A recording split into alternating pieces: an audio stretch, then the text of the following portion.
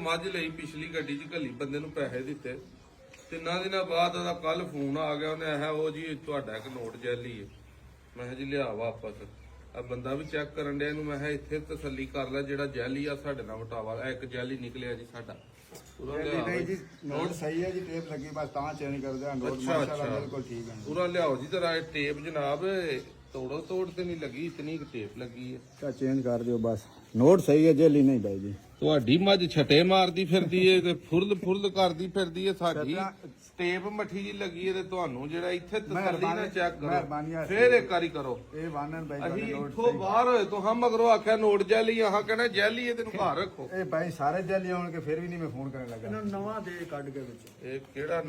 ਲੈ ਮਿਹਰਬਾਨੀ ਜਨਾਬ ਤੁਹਾਡੇ ਨਾਲ ਪੂਰੇ ਪੈਸੇ ਹੋ ਗਏ ਮੈਂ ਨਾ ਮਾਸ਼ਾਅੱਲਾ ਬਿਲਕੁਲ ਪੂਰੇ ਇੱਥੇ ਬਾਹਰ ਚ ਅਕਸਰ ਪੈਸੇ ਬੰਦੇ ਨੂੰ ਦੇ ਕੇ ਜਾਈਦੇ ਉਹ ਤੀਜੇ ਕੁ ਦਿਨ ਕਰਦੇ 1000 ਜੈਲੀ ਨਿਕਲ ਆਇਆ ਨੋਟ ਤੇਰਾ ਮੈਂ ਉਹਨੂੰ ਆਖਿਆ ਲਿਆ ਵਾਪਸ ਕਰ ਦਿਓ ਉੱਤੇ ਬੈਂਕ 'ਚ ਲਕੀਰਾਂ ਵੱਜੀਆਂ ਲਾਲ ਤੂਲ ਮੈਂ ਯਾਰ ਲਕੀਰਾਂ ਵਾਲਾ ਨੋਟ ਤੇ ਮੈਂ ਨਹੀਂ ਦਿੱਤਾ ਚੰਗਾ ਭਲਾ ਮੈਂ ਨੋਟ ਦਿੱਤਾ ਉਹ ਖੈਰ ਜਿਨ੍ਹਾਂ ਨੇ ਮੱਝ ਦਵਾਈ ਸੀ ਉਹ ਆਪਣੇ ਭਰਾ ਨੇ ਵੱਡੇ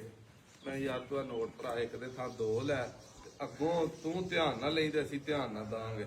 ਤੇ ਲਾਲੇ ਨੇ ਵੀ ਨੋਟ ਇੱਕ ਨੂੰ ਜਿਹੜਾ ਨਾ ਉਹ ਰੇਗ ਮਾਰ ਫੇਰਿਆ ਮੈਂ ਕਿਹਾ ਤਸੱਲੀ ਨਾਲ ਫੇਰ ਲੈ ਲਾਲਾ ਸਾਰੇ ਅਸਲੀ ਨੇ ਭਾਈ ਇੱਕ ਨੰਬਰ ਨੋਟ ਹੈ ਤਸੱਲੀ ਇਸ ਵਾਸਤੇ ਕੀਤੀ ਆਪਣਾ ਨੁਕਸਾਨ ਕਰਕੇ ਕਿਸੇ ਨੂੰ ਚੋਰ ਕਹਿਣਾ ਸਾਰੇ ਅਸਲੀ ਨੇ ਭਾਈ ਇੱਕ ਨੰਬਰ